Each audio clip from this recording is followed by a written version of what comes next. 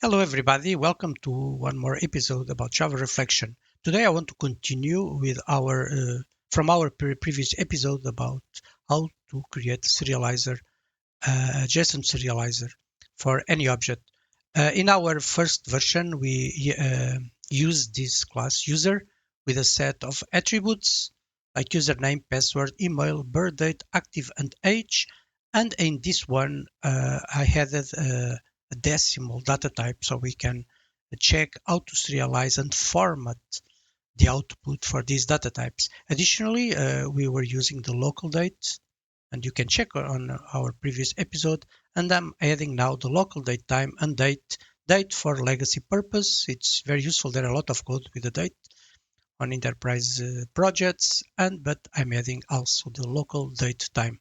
So let's run, and then I will explain all the additional features that we created for this second version, mainly the additional of these dates, the decimals, and a way to configure the output or the output format for these data types, which can be really handy when we are sharing information with applications, or we want to display the information, or maybe we are calling another web service, for instance, or a REST service, and want specific formats for the dates and for the decimals. And one tricky thing that I will show you when we're formatting decimals and floats, that it's quite important to avoid problems, parsing problems on JSON.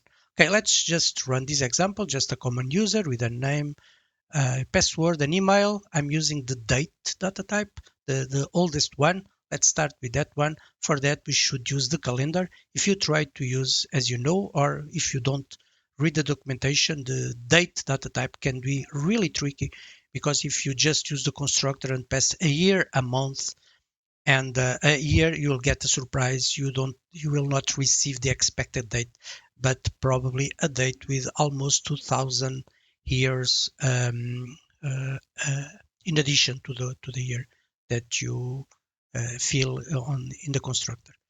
Okay, let's run. Let's start with a run. It's always good to see things working. So we have our JSON, username, password, email, birth date. You can see here that we have our date with the year, month, and day. A boolean here with the true, the age, an integer, and we have our salary format quite nicely with a space separating the thousands, okay, and with two decimal places, even if we created the value with 4 decimal places, and we'll see why this strange behavior. Okay, so this is the common code that we already had on our previous episode. Let's see our serializer. The serializer, it's very similar to the previous one.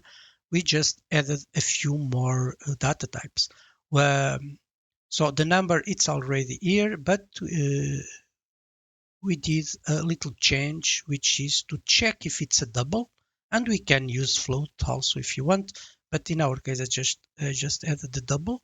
And if it's a double, I want to get as before the value, but now I want with a specific format that will show in a moment how we can configure it. Okay, and for that I created a new class called format utils with a set of methods to help on the formatting behavior. Okay, so in this case, we're calling a method called format double, where we pass the double, the value, and the format that we want as output. Okay, in our case, it is this one. So where are these formats? They are in these 4 variables here. Local date format.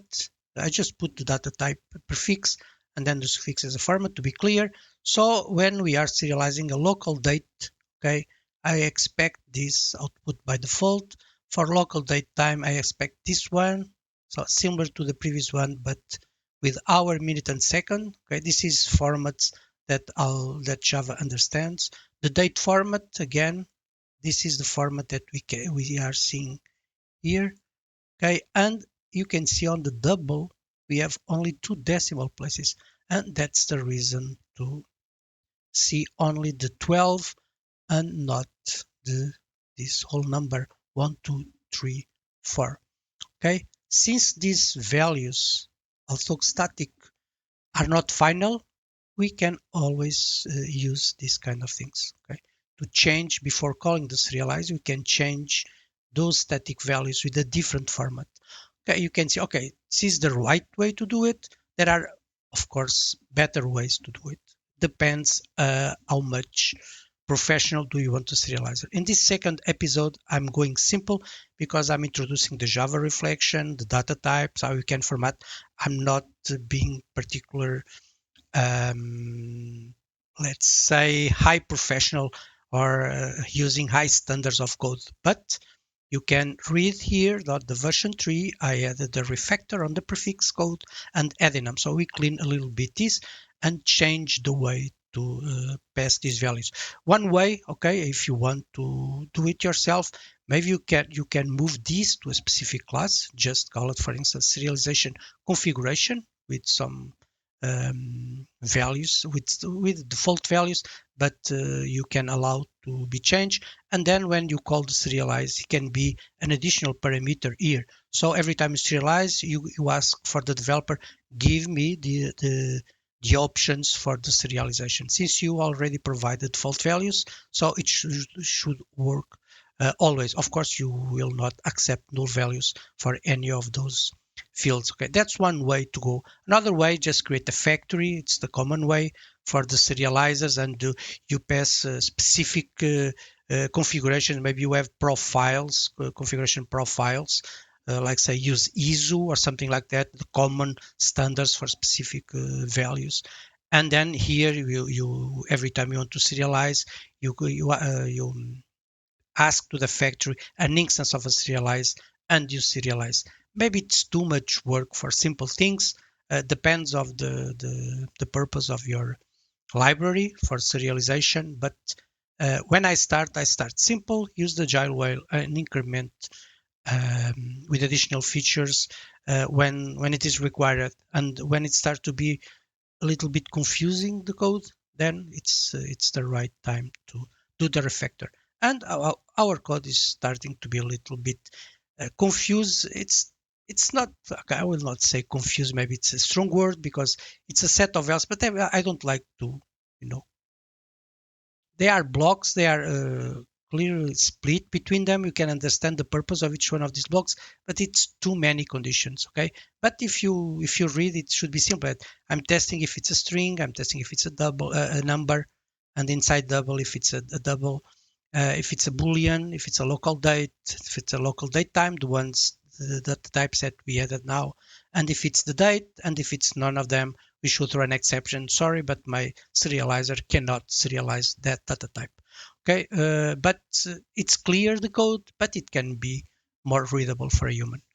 Okay, so again, returning to our code, so that's how we format the double here using these attributes, and we have the same as you may guess for the dates. And you can see here again, I just added in my previous code version, the part 1 of this series, we have a local date. Now I added the local date time. It's just almost a copy paste, but on the format utils, of course, I'm using the local date time and the date, and of course passing different formats here, local date time, date format. And if you go to the format fields again, we have a format date that receives a local date, a format date again, but using overloading for the local date time. These methods are similar, but I usually in this case don't like to refactor them because the purpose of this method is for local date and this one is for local date time. At this time they are similar, but in the future maybe I want to do some logging or do something with the hour or something that doesn't exist in this one, and I don't want to, let's say, this refactor the code or unrefactor the code. So when the code is simple, just a few lines, the, let's say, the saying about don't repeat yourself, sometimes you should stand by for a while before we take that decision. Okay, now for the date here, okay, it's different because we have to use the simple date format, but again, and for double, but the pattern is always the same, the data type here and the format that we expect. For the double, there is something that is very important, which is this replace, meaning that we received a double value and the pattern we format and the first approach is just to return with the format. But we should always replace a possible comma with a dot here. Why? Because if you see the comma, it's the separator of the fields in the JSON. And even if in your culture or local, Java local, the separator, it's the comma, please don't use it. Always use the dot for the decimals. Otherwise, there will be parsing problems when you share your JSON with other services or with other applications. Okay, so let's go return to our main. We already execute for this. Now let's first change the double format. Just add a third one. I'll just remove this 0 here and then comment. So you can see that JSON serializer double format, I'm changing to this one, which means that this variable here will be changed. And when this variable changes and we call the serialize, of course, this double format here, this format utils, when we are getting the value of the field and passing a new double format, we'll receive this one and not the standard one that exists, okay, here. So let's execute, run, and you can see now that it changed to using the tree. Okay, let me show you in my local. If I remove this, okay, maybe it's important for you to visualize what I was saying. Let's see, I remove this. Just when I'm serializing a double, I will just use the pattern without any consideration about the local, okay, or the standard of the JSON. Okay, so this is a format double specific for JSON. Okay, so when I play here, you can see that by default is using this value here. Okay, even if the pattern you can see here use the dot, it's internally the local, it's a different one. Okay, that's why it's important sometimes to remember these things. Okay, now let's change for another date. Rather than use the date, let's use a local date time here. So I will comment this one, then comment the local date time. Of course, I have to go to the user and change this attribute. Otherwise, I will have to create a lot of attributes. Here we want local date time, and there is some get and set that should be changed. It's faster like this. Gets and setters. Okay, and it should be okay now. I hope local date. Okay. Time. Okay, it's okay now.